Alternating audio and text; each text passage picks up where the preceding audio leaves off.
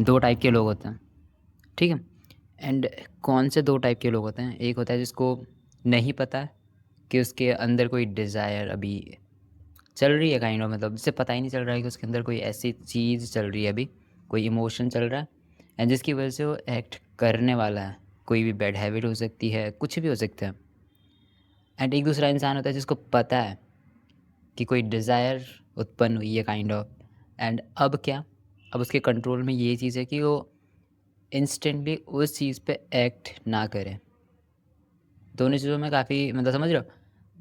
दोनों ही ह्यूमन्स हैं, दोनों ही की डिज़ायर होंगी कुछ ना कुछ, ठीक है? एंड कुछ ना कुछ चीज़ें दोनों के अंदर ही चलेंगे। किसी बैड हैबिट्स करने का मन दोनों का कर सकते हैं, जंक फूड खाने का मन दोनों का कर सकते हैं एंड कुछ भी गंदे ख़्याल आ रहे हैं, दोनों के अंदर आ सकते हैं, ठीक है?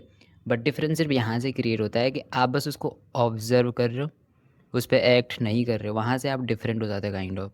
वही चीज़ होती है कि जब भी हम किसी भी चीज़ को लेके अवेयर होते हैं, ये चीज़ चांसेस बढ़ा देते हैं कि हम क्या करते हैं कि उस एक्ट को ना करके एटलीस्ट वहाँ पे सोच समझ के थोड़ा-सा डिसीज़न लें।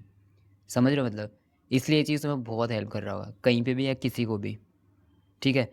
जब तुम अवेयर होते हो कि तुम्हारे अंदर जो है वो डिज़ायर चलने लगी है, इंस्टीड ऑफ उस पे एक्ट करना, तुम बस उसको ऑब्ज़र्व करोगे। क्योंकि कोई भी डिज़ायर या कोई भी एडिक्शन एक वेव की तरह आती है। तो पहले तो आएगी, तो तुम बस उसे ऑब्ज़र्व करोगे एंड जैसे ही तुम उसको थोड़ी देर ऑब्ज़र्व करोगे, ऑब्ज़र्व करते-करते वो फ्लक्चुएट होके, या जिसको हम बोल सकते हैं, वेव आएगी एंड ख़त्म हो जाएगी। That's it.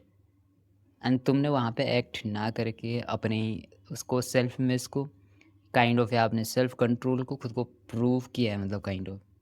सो वही चीज़ तुम्हें समझनी है। वो वाला इंसान नहीं बनना जो डिज़ायर आई एंड जस्ट उसने एक्ट कर दिया तुरंत, बिना उसको ऑब्ज़र्व किए, बिना कुछ। तुमने बस अपनी डिज़ायर को ओबे कर दिया, जैसे मतलब उस पे एक्ट कर दिया एंड दैट्स इट।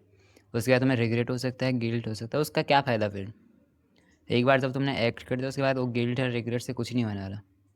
तो उससे पहले जब तुम अवेयर हो गए एंड तुम अवेयरनेस के साथ डिसीज़न ले रहे हो, that will be beneficial. That's it. Thank you.